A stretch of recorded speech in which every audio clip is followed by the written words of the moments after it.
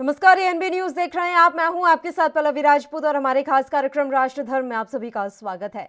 कृषि कानूनों के खिलाफ जारी प्रदर्शन के बीच पंजाब में हुए निकाय चुनाव के नतीजे आ गए हैं। नतीजे कांग्रेस को जहां सुकून देने वाले हैं, वहीं भाजपा को परेशान करने वाले हैं। पंजाब निकाय चुनाव के नतीजों में कांग्रेस जबरदस्त जीत हुई है, वहीं भाजपा का प्रदर्शन काफी खराब रहा है। अगले साल होने वाले विधानसभा चुनाव से पहले की अग्नि परीक्षा के तौर पर स्थानीय निकाय चुनाव के लिए आज वोटों की गिनती हुई। वोटों की गिनती सुबह 8 बजे से ही शुरू हो गई थी।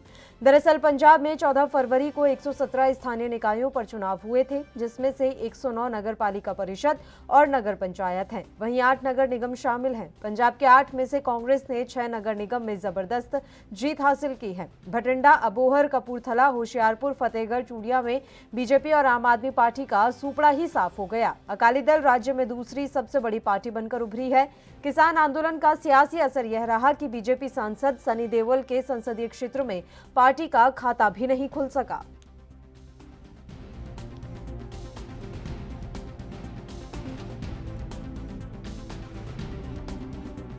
देखिए, सबसे पहले तो मैं समझ जाता हूँ पंजाब के भविष्य के लिए वोट लोगों ने दिया है। जिस तरह से पंजाब को बदनाम करने का प्रयास किया जा रहा था, पंजाब को डिस्टेबलाइज करने का प्रयास किया जा रहा था, पंजाब के और पंजाबियों को खास तौर पे खालिस्तानी बोल के, देशद्रोही बोल के, इनको हुलीगन्स बोल के पंजाब को एक डिस्टर्ब स्टेट देने का जो प्रयास किया जा रहा था, उसके खिलाफ लोगों ने अनएम्बिगुअस, बिना किसी किंतु परंतु के अपना फतवा दिया है कि लोग पंजाब को बदनाम नहीं करने देंगे। पंजाबी किसी भी हालत में, पंजाबियों के शौर्य, पंजाब का देश प्रेम, उसके ऊपर किसी किस्म की आंच किसी से नहीं आने देंगे। उन्होंने वोट दिया है उन लोगों ने जिन्होंने आतंकवाद के दिनों में वो काले भयावह दिन देखे हैं। उन लोगों ने बच्चों के भविष्य के लिए उस लीडरशिप को, कैप्टन अमरिंदर सिंह जी की कांग्रेस पार्टी की लीडरशिप को वोट दिया है कि यही शख्स हैं जो पंजाब को इन हालातों के अंदर, जब पंजाब को अकेला डाल के पंजाब के साथ धक्का किया जा रहा है, पंजाब को बदनाम किया जा रहा है, उन हालातों में अगर पंजाब को अमन शांति को बना के रख सकते हैं, पंजाब के भाईचारे को, अमन शांति को कायम रख सकते हैं, तो वो कैप्टन अमरिंदर सिंह जी है। उनके हक में, उनकी नीतियों के हक में, उनकी लीडरशिप के हक में फैसला दिया है। और जहाँ तक सेमीफाइनल की बात कर रहे हैं, सेमीफाइनल तो मैं इसे नहीं कहूँगा क्योंकि किंतु परंतु, पर ये मैं समझता हूँ इसकी प्रेरणा लेके आज से पंजाब कांग्रेस पार्टी ने कैप्टन फॉर 2022 2022 का आने वाला जो असेंबली इलेक्शन है, उसका कैंपेन आज से हम चालू कर रहे हैं। हम और हौसले के साथ और उत्साहित होके कांग्रेस की नीतियां, कैप्टन अमरिंदर सिंह की पॉलिसीज, उनकी लीडरशिप को लेके घर घर जाएंगे और दुगना पंजाब के विकास को करवाने का प्रयास करेंगे।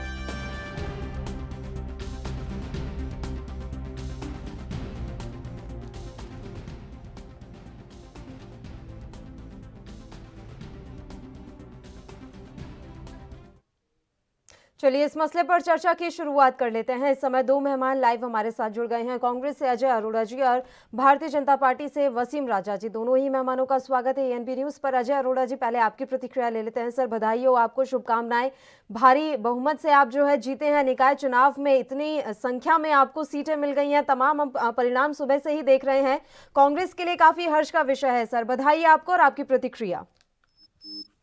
धन्यवाद पल्लवी जी, पंजाब की आवाम का धन्यवाद, पंजाब के सभी बहन बेटी भाइयों, युवाओं का, किसानों का बहुत बहुत धन्यवाद, बहुत बहुत धन्यवाद।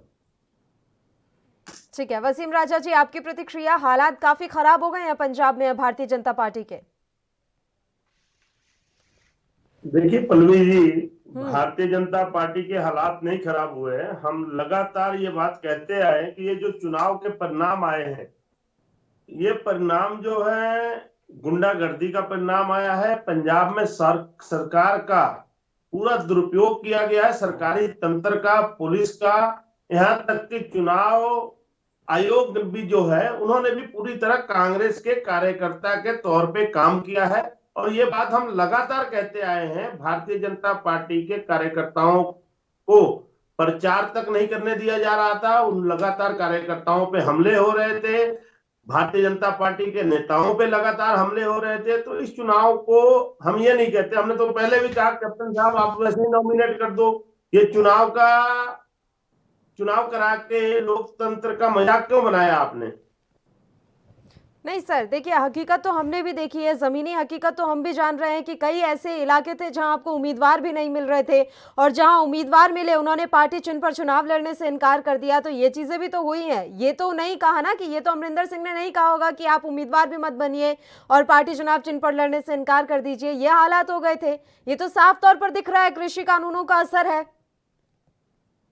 देखिए पल्लवी जी, ये कृषि कानूनों का असर नहीं है। आपको ये पता है और पूरे पंजाब को पता है कि पंजाब के अंदर अकाली दल और भारतीय जनता पार्टी के अंदर बीच में एक बहुत लंबे समय तक गठबंधन रहा, और हम 20% क्षेत्र में 20% सीटों पर ही हम चुनाव लड़ते आए हैं। पंजाब के अंदर 80% सीटों पे अकाली दल अपने उम्मीदवार खड़ा करता रहा इससे पहले के चुनाव में। लेकिन ये चुनाव पहला भारतीय जनता पार्टी का ऐसा चुनाव था जिसमें हम पूरे पंजाब में नगर निगम, नगर परिषदों में और नगर कौंसिलों में हमने अपने उम्मीदवार दिए। मैं आपको एक बात बताऊंगा, पंजाब के अंदर इस बार हमने 1062 उम्मीदवार जो है नगर निगम में ए और बी क्लास के नगर कौंसिल और नगर निगमों में उम्मीदवार दिए। 212 जो सी क्लास के काउंसिल थे उसमें हमने उम्मीदवार दिए। ये जो हमारे चुनाव पहले में और अब में, ये लगभग 80% सीटों पे हमने चुनाव लड़ा। उसके बाद बहुत सारी ऐसी सीटें थी जहां पे हमारे उम्मीदवारों के नामांकन रद्द करवाए गए, जो बेबुनियाद थे, कागज भी उनके सही थे, सारे फॉर्म सही थे। उसके बाद नॉमिनेशन रद्द कराना, क्योंकि वो सारे विजयी उम्मीदवार थे, जो जीतने वाले उम्मीदवार थे, उनके कागज तक रद्द करवाए कांग्रेस ने, लेकिन ये स्थिति ऐसी बना रखी थी पंजाब में, भारतीय जनता पार्टी को ना प्रचार करने दिया, ना भारतीय जनता पार्टी के कार्यकर्ताओं पे लगातार हमले होते रहे, धमकियां तक मिलती रही लगातार। बोलिए अजय अरोड़ा जी, क्या कांग्रेस ने धांधली मचाई है, गुंडागर्दी की है? पल्लवी जी, इन शब्दों की हम घोर निंदा करते हैं। गुंडागर्दी किसको बोला इन्होंने? पंजाब की आवाम को, हमारे वोट दाता को। कभी ऐसे शब्दों का डिबेट में प्रयोग नहीं करना चाहिए। आवाम का जो डिसीजन सर्वोप्रिय होता है, जो फैसला वोटर करता है वो सर्वोप्रिय होता है। उन्हें गुंडा बोलना अच्छी बात नहीं है। जो मैंडेट मिला उसे स्वीकार करना चाहिए पल्लवी जी। जो जनता मैंडेट दे देती है उसे स्वीकार करें। ये नहीं कि अगर आप वहां पे पराजित हो गए तो आप वहां की आवाम को गुंडा बोल दोगे। ऐसे शब्दों का प्रयोग नहीं होना चाहिए। और जहां तक पंजाब की स्थिति है, भारतीय जनता पार्टी, अभी तो 4 पार्टियां थी, अगर कोई पांचवा दल, छठा दल होता तो शायद छठे नंबर पे आती है, 7वें नंबर पे आती। इन्हें अपना बजाय आवाम को गुंडा बोलने के लिए अपना आत्ममंथन करना चाहिए कि ऐसी क्या दिक्कत रही, किसान नाराज रहे, वहां की जनता नाराज रही। क्या पेट्रोल का रेट 30 रुपए होना चाहिए था, जो कच्चे तेल का भाव है वो 100 रुपए लीटर पंजाब में बिक रहा है। तो कहीं ना कहीं सारे मुद्दे सीक्वेंस में हैं, इंटरकनेक्टेड है पल्लवी जी। चाहे पेट्रोल डीजल हो, चाहे किसान हो, चाहे युवा हो, और पेट्रोल की कीमतों ने जो हाल किया है, मैं तो कहूंगा कि पेट्रोल का नाम विकास रख दे सरकार। बिल्कुल। वसीम राजा जी, आप कुछ कह रहे थे बीच में। वसीम राजा जी तक मेरी आवाज नहीं पहुंच पा रही है। अजय अरोड़ा जी, लेकिन शिरोमणि अकाली दल ने अच्छा खासा प्रदर्शन किया है। हालांकि आम आदमी पार्टी ने भी पूरी कोशिश की थी कि हम थोड़ा अपना झंडा ऊंचा कर ले, लेकिन वो कोशिश नाकाम होती हुई दिखाई दी। लेकिन शिरोमणि अकाली दल का प्रदर्शन फिर भी सराहनीय है। तो क्या आने वाले समय में टक्कर हो सकती है? देखिए, ये अग्निप्रिय सेमीफाइनल था जी, और फाइनल अभी बाकी है। और सेमीफाइनल में जो हमने प्रदर्शन किया और हमें वहां से मैंडेट मिला, हम अभिमान की बात नहीं करते, हम जनता का धन्यवाद करते हैं। और जहां तक सेमीफाइनल को देखते हुए हम प्रयास करेंगे इससे और बेहतर खेलें और बेहतर ढंग से चुनाव लड़ें, ताकि आने वाले वर्ष में, आने वाले चुनाव में हमें मैंडेट और अच्छा मिले। और जहां तक आपने अकाली दल की बात की, दूसरी पार्टी की बात की, सबको लोकतंत्र में अधिकार है चुनाव लड़ने का, सबको अधिकार है कि अपनी जीत का प्रयास करने का। और लेकिन क्या करती है वहां की आवाम, वहां की जनता? तो जो काम करेगा, कैप्टन अमरिंदर सिंह ने जो काम किए, उन कामों के आधार पर हमें वोट मिली है पल्लवी जी।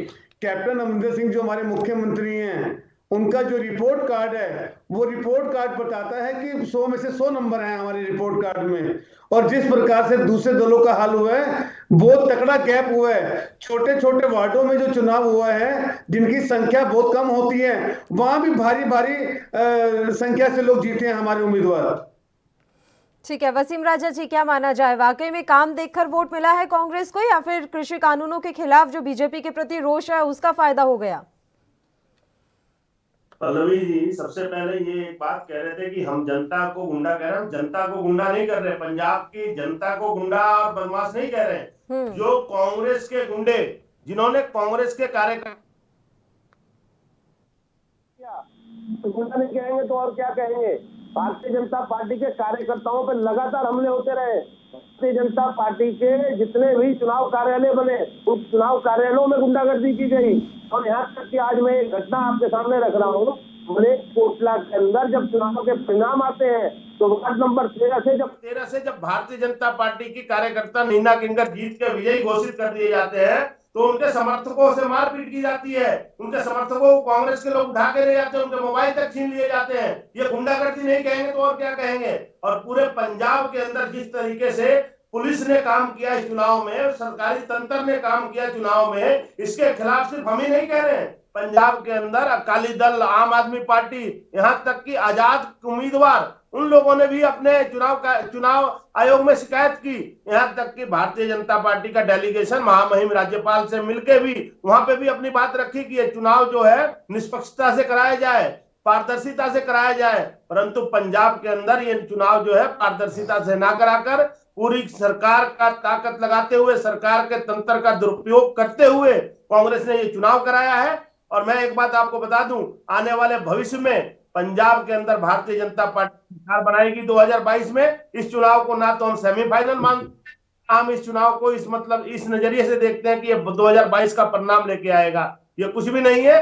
इस पे डायरेक्ट अगर कांग्रेस, इससे बढ़िया ये होता, ये चुनाव ना करा के अपने कार्यकर्ताओं को नॉमिनेट कर देती कांग्रेस, तो उससे बढ़िया होता। कम से कम लोकतंत्र का मजाक तो ना बनाती पूरे पंजाब में। प्रक्रिया से चुनाव हुआ है, ये लोकतंत्र सही है? नहीं सर, एक बात बताइए, प्रक्रिया से चुनाव हुआ है, ये ज्यादा बेहतर है, या फिर सीधे अपने उम्मीदवारों को जो है निर्विरोध खड़ा कर देते कि नहीं भाई आप ही हैं अब तो जो है ये सही है? आप लोकतंत्र का मजाक किसे बता रहे हैं?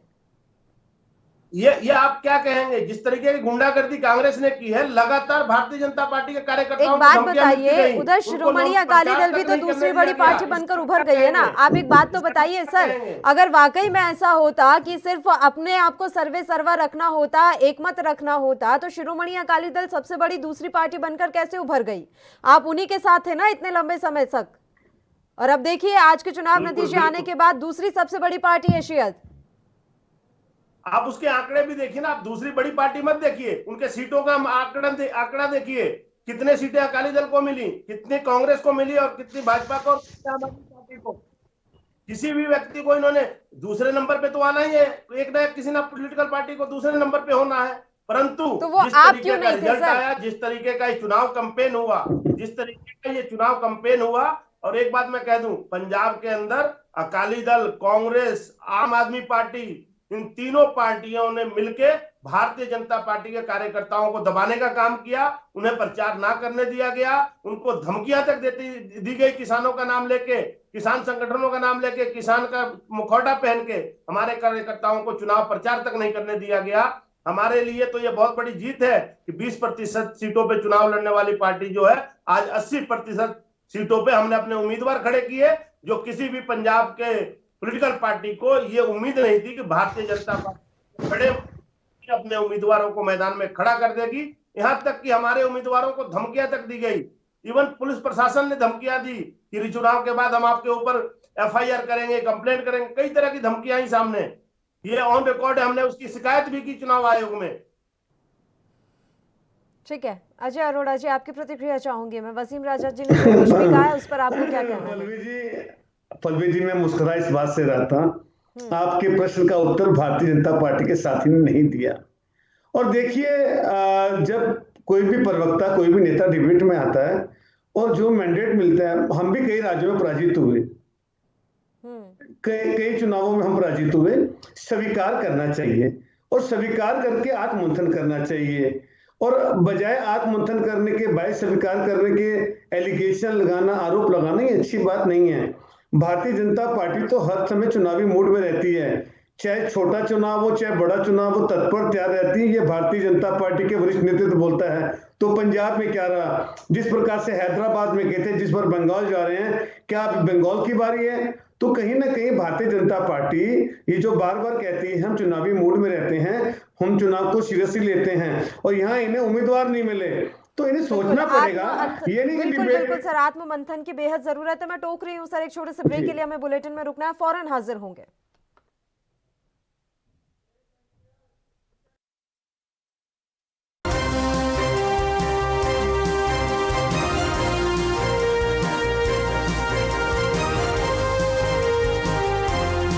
क्या आप दुबले पतले कमजोर हैं? आपकी सेहत नहीं बनती, भूख कम लगती है, वजन नहीं बढ़ता। दरअसल मेन बात खाना पीना खाना नहीं है, मेन बात है खाया पिया लगना। और अगर खाया पिया लगेगा ही नहीं तो सेहत बनेगी कैसे? इसलिए हमारी संस्था सन्यासी आयुर्वेदा ने एक ऐसी दवा बनाई है जो कि आपके पाचन तंत्र को, आपके लीवर सिस्टम को ठीक करने का काम करती है, ताकि आप जो भी खाएं उसका पूरे का पूरा निचोड़ आपके शरीर को लगे, आपकी भूख बढ़े, खाया पिया सही से लगे, नया खून बने, हड्डियों में जान आए, वजन बढ़े, ताकत बढ़े, चेहरे पर नूर आए और आप मोटे तगड़े खूबसूरत पर्सनैलिटी के मालिक बन जाएं। यह दवा पूरी तरह से आयुर्वेदिक होती है। इसका शरीर पर कोई भी साइड इफेक्ट, कोई भी नुकसान या दुष्प्रभाव नहीं होता। लड़के लड़कियां दोनों इसका इस्तेमाल कर सकते हैं और पहले 15 दिन के अंदर ही आपको इसका असर महसूस हो जाएगा। सिर्फ 650 रुपए की पूरे 1 महीने की दवा होती है और आप इसे घर बैठे 01145454545 पर फोन करके दवा मंगवा सकते हैं।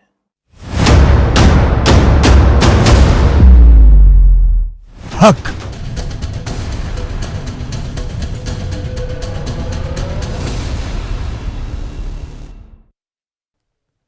ब्रेक के बाद एक बार फिर से राष्ट्रधर्म में आप सभी का स्वागत है। पंजाब निकाय चुनाव में कांग्रेस ने जबरदस्त जीत हासिल की है, वहीं बीजेपी को करारी शिकस्त का सामना करना पड़ रहा है। दोनों ही मेहमान हमारे साथ लगातार जुड़े हुए हैं, उनका रुख कर लेते हैं। अजय अरोड़ा जी, मैं पहले आपसे ही बात कर रही थी ब्रेक पर जाने से पहले, जैसा कि आपने कहा कि फिलहाल आत्ममंथन की जरूरत है। हमने देखा कि जब हैदराबाद में यही निकाय चुनाव हो रहे थे तो जी जान लगा दी थी। अभी हम ये भी देख पा रहे हैं सर, पंजाब में जब ये चुनाव हो रहे थे तो इतना ज्यादा कुछ इंटरेस्ट था नहीं ना, इतनी कोशिशें की गई भारतीय जनता पार्टी की तरफ से। शायद उन्हें भी यह आभास था कि अभी जो माहौल बना हुआ है उस माहौल में ये सब करना सिफर ही रहेगा। बिल्कुल पल्लवी, इनकी कटनी करने में फर्क है, और अगर ये सीरियसली लेते तो दिखते। ये चुनाव में कहीं थे ही नहीं पंजाब के अंदर। इन्होंने आत्मसमर्पण कर रखा था, आत्मसमर्पण।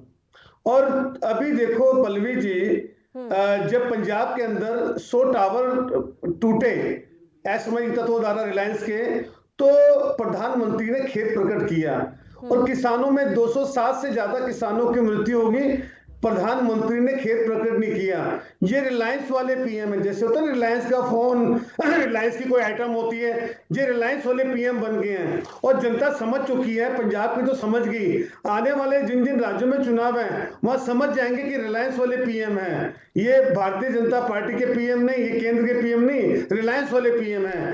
तो पल्लवी जी, इनको जिस प्रकार से ये पंजाब का हाल हुआ है, मुझे लगता है इसी को बेस बना के वहां बंगाल की अवाम भी टकटकी लगाए देख रही है कि बंगाल में भी ऐसा मैंडेट भारतीय जनता पार्टी को मिले। वहां के लोग तड़फ रहे हैं इनको पराजित करने के लिए, ये जल्दी से आए, क्योंकि वहां अभी इनकी 3 सीटें हैं फिलहाल। और चौथे नंबर की पार्टी है वहां पे बंगाल में अभी तक ये। ठीक है, वसीम राजा जी, आपको भी लग रहा है कि पंजाब में जो चुनाव नतीजे आए हैं उसका असर पश्चिम बंगाल पर पड़ेगा? नहीं नहीं, इसका कोई मतलब नहीं रहता है। ये चुनाव जो है, इस चुनाव से पश्चिम बंगाल का कुछ लेना देना नहीं है। पश्चिम बंगाल में तो हमारी सरकार बन रही है, पश्चिम बंगाल में हम सरकार बना रहे हैं। और एक बात मैं आपको ये स्पष्ट कर दूं कि कांग्रेस को इस नतीजों से ज्यादा इतराने की और ज्यादा खुश होने की आवश्यकता नहीं है। वो अपने गिरेबान में खुद झांक के देख लें कि ये परिणाम किस तरीके से आए हैं और ये चुनाव जो है किस तरीके से कराया गया है।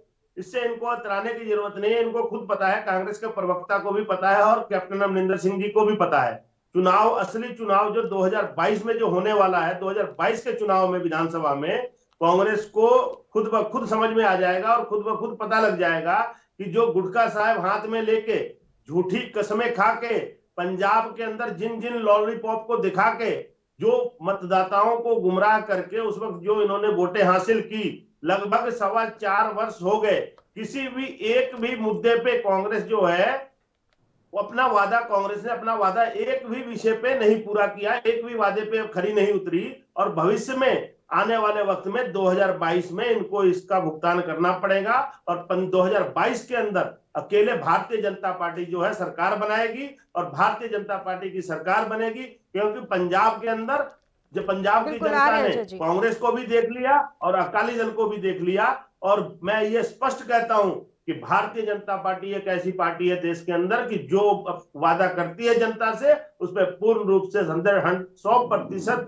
खरी उतरती है। और जो हम अपने चुनाव मैनिफेस्टो में बात करते हैं उसे पूर्ण रूप से पूरा करते हैं। तो आने वाले भविष्य में 2022 में हम पंजाब में सरकार बनाएंगे। इस चुनाव का कोई मायने नहीं रहता विधानसभा चुनाव से। बताइए अजय अरोड़ा जी। पल्लवी जी, दूर सुबह का आसार नहीं, दिल को फिर भी बड़ी उम्मीद है कि सवेरा होगा। स्वामी विवेकानंद जी ने बोला है, पल्लवी वर्तमान में जियो, जिनका वर्तमान अच्छा होता है उनका भविष्य अच्छा होता है। ये वर्तमान की बात ही भविष्य की बात कर रहे हैं और भूतकाल की। और अगर विवेकानंद जी को पढ़ेंगे ये भाजपा के प्रवक्ता, तो इन्हें ज्ञान प्राप्त हो जाएगा कि वर्तमान में जीना सीखो, कर्मों से भाग्य बदलता है। अगर वर्तमान में कर्म अच्छे होंगे तो भाग्य बदलेगा। और बार बार भविष्यवाणी करना ये उचित नहीं है। अभी तो उत्तर प्रदेश में पंचायत के चुनाव भी हैं, आपको वहां भी पता लग जाएगा। जिस प्रकार से सारे देश के किसान त्राही त्राही मचा रहे हैं, जिस प्रकार से किसानों का शोषण आप 3 बिल लाके कर रहे हो 2 दोस्तों के लिए। पल्लवी जी, दोस्ती निभाना हर एक को आता है, लेकिन जो दोस्ती निभाना प्रधानमंत्री, रिलायंस वाले प्रधानमंत्री जी को आता है, 2 दोस्तों की दोस्ती, ये दोस्ती बहुत महंगी पड़ने वाली है। ये प्रधानमंत्री याद करेंगे कि ये 2 दोस्त जिनके लिए सारे काम हो रहे हैं, किसान बिल ला के पंजाब खोया, अब बंगाल खोएंगे, फिर पंचायत चुनाव में उत्तर प्रदेश खोएंगे, तो इन्हें दोस्ती बहुत महंगी पड़ने वाली है पल्लवी। वाकई में वसीम राजा जी, आने वाले समय में उत्तर प्रदेश में भी चुनाव है, ना सिर्फ पंचायत, आप ये भी देख लीजिए कि विधानसभा चुनाव भी काफी नजदीक है। और आजकल जिस तरीके की महापंचायतें आयोजित की जा रही हैं पश्चिमी उत्तर प्रदेश में, क्या इनका असर पड़ेगा आने वाले समय में, या फिर उससे पहले आप कोशिश करेंगे कि इस पूरे मसले को सुलझा लिया जाए? वसीम राजा जी, आवाज पहुंच रही है वसीम साहब आप तक? वसीम साहब तक मेरी आवाज नहीं पहुंच पा रही है। तो ये बड़ा सवाल बना हुआ है कि कहीं उत्तर प्रदेश में जो विधानसभा चुनाव होने हैं उस पर भी तो किसान आंदोलन का असर नहीं पड़ेगा। हमारे साथ लगातार जुड़े हुए हैं अजय अरोड़ा जी, उनका रुख कर लेते हैं। तब तक अजय अरोड़ा जी, जैसा कि आपने भी कहा कि अभी तो बंगाल खोएंगे, फिर पंचायत चुनाव उत्तर प्रदेश में है वो भी खो देंगे, लेकिन सवाल यही है कि जिस तरीके की किसान महापंचायतें इन दिनों आयोजित की जा रही है उनका क्या असर पड़ेगा? क्योंकि अब राकेश टिकैत कह रहे हैं कि हम पश्चिम बंगाल में भी महापंचायत करेंगे। किसान आंदोलन पूरे देश का है। और जहां तक उत्तर प्रदेश के चुनावों की बात की, चाहे पंचायत के चुनाव हो चाहे विधानसभा के हो, ये फर्क पड़ने वाला है, ये जरूर फर्क पड़ेगा। पल्लवी, पूरा देश प्रश्न करेगा उत्तर प्रदेश से, और उत्तर प्रदेश को उत्तर देना पड़ेगा। और ये भविष्यवाणी से काम चलने वाला नहीं है। मैंने पहले भी बोल दिया, इस बार किसान अन्नदाता और धरती पुत्र ये सब बता देंगे। जो हमारे अन्न देवता हैं, हमारे धरती पुत्र हैं, ये बता देंगे सब भारतीय जनता पार्टी का जो घमंड है जो उनकी हट है। 3 काले कानून अगर आप वापस ले लो, किसानों से आप मन की बात कर लो। प्रधानमंत्री जी, आप मन की बात देश से करते हो, अरे एक बार मन की बात किसानों से करो और बोलो बहनों भाइयों, ये तीनों काले कानून जो मैंने 2 दोस्तों के लिए लागू किए हैं, ये मैं स्वीकार करके वापस लेता हूं। दूध का दूध, पानी का पानी, और ये आंदोलन खत्म। वसीम राजा जी, सवाल मेरा ये है आपसे, अगर कृषि कानून समय रहते वापस ले लिए होते तो क्या अभी पश्चिम में जो माफ कीजिएगा पंजाब में जो नतीजे आए हैं वो कुछ और हो सकते थे? क्या आप अच्छी खासी तादाद में जीत सकते थे? क्या इस तरह की संभावनाएं थी? देखिए पल्लवी जी, ये कांग्रेस जो है बार बार इस बात को लेके आ रही है कि ये रिजल्ट जो और ये परिणाम जो आए हैं वो कृषि कानूनों के करके आए हैं। ऐसा कुछ भी नहीं है। ये कृषि कानूनों के लेके परिणाम नहीं आए हैं। ये कांग्रेस की और सरकार के सामग्री का और सरकार के तंत्र का दुरुपयोग करके इन्होंने इस परिणाम को छापा है। हम ये नहीं कह सकते इस परिणाम को, इसको कब्जा किया गया है। सीधे शब्दों में कहते हैं, नगर काउंसिल पे और कारपोरेशनों में कांग्रेस की धक्केशाही करके जबरदस्ती कब्जा किया गया है और कुछ भी नहीं है। मैं बार बार कह रहा हूं, मेरे भाई को इतना खुश होने की आवश्यकता नहीं है। अगर इनको किसानों की इतनी चिंता है तो क्या ये कह सकते हैं कि इनके चुनाव मैनिफेस्टो में किसानों के कर्जे माफी की बात थी? पंजाब के अंदर कितना कर्जा माफ किया? आज ये ऐलान अभी कर दे कि किसानों के कर्जे माफ कर दिए जाएंगे। ये करवाए, पंजाब में इनकी सरकार है। किसान मत करे, भविष्य में आपको भी इसका जवाब मिलने वाला है। अभी जो आपके मशीनरी आपकी थी, तंत्र आपका था, पुलिस आपकी थी, चुनाव आयोग ने आपके इशारे पे कार्य किया, लेकिन आने वाले वक्त में इसको खुशी मत मनाइए, इसे जश्न मत मनाइए। जो आपके उम्मीदवार जीत के आए हैं उन उम्मीदवारों को भी पता है और कांग्रेस के एक कार्यकर्ता को और कांग्रेस के नेताओं को पता है कि ये परिणाम कैसे आए हैं और इसे इतराने की जरूरत नहीं है और किसानों का आड़ लेने की आवश्यकता नहीं है। ये कहने की आवश्यकता नहीं है कि किसानों के कारण भारतीय जनता पार्टी का परिणाम अच्छा नहीं आया। आपको ये देखना पड़ेगा कि भारतीय जनता पार्टी 20% पे चुनाव लड़ती थी और आज 20% से एकदम से 80% पे आ गई। आत्ममंथन की तो जरूरत है कि स्थितियां कहां पर खराब हुई। बिल्कुल सर, आत्ममंथन की जरूरत है। सर समय की कमी है इसलिए रोक रही हूँ। अजय जी, आप काफी देर से कुछ कहना चाह रहे हैं, एक आखिरी कमेंट फटाफट से दे दीजिए सर। पल्लवी जी, भारतीय जनता पार्टी ने स्वीकार किया, इनको मैं साधुवाद देता हूं। इन्होंने कहा कि किसानों के कारण हम पराजित नहीं हुए। पंजाब की सरकार ने अच्छे कार्य किए, कैप्टन अमरिंदर सिंह ने अच्छे कार्य किए, हमने रोजगार दिए, हमने डेवलपमेंट की। इन्होंने खुद ही कहा कि सरकार की वजह से विजय हुई है। इनका हम धन्यवाद करते हैं आपके चैनल के माध्यम से। ठीक है सर, आप दोनों ही मेहमानों का फिलहाल शुक्रिया तमाम चर्चा के लिए आप हमारे साथ जुड़े। बिल्कुल वसीम जी, माफी चाहूंगी, समय की कमी है इसलिए रोक रही हूँ सर। शुक्रिया आप हमारे साथ जुड़े तमाम चर्चा के लिए। तो आपको बता दें कि पंजाब में निकाय चुनाव हुए, उसके नतीजे आज घोषित हुए हैं और कांग्रेस को रिकॉर्ड जीत हासिल हुई है, जिससे कि कांग्रेस के नेताओं और कार्यकर्ताओं में, पूरे कांग्रेस की जो प्रदेश कार्यकारिणी है उसमें खुशी का माहौल है। हालांकि अब बीजेपी आत्ममंथन की राह पर है कि कहीं कृषि कानूनों के कारण तो ये तमाम चीजें नहीं हुई हैं और बीजेपी को हार का मुंह तो नहीं देखना पड़ा। इसी के साथ राष्ट्र धर्म में फिलहाल के लिए इतना ही। मुझे दीजिए इजाजत, नमस्कार।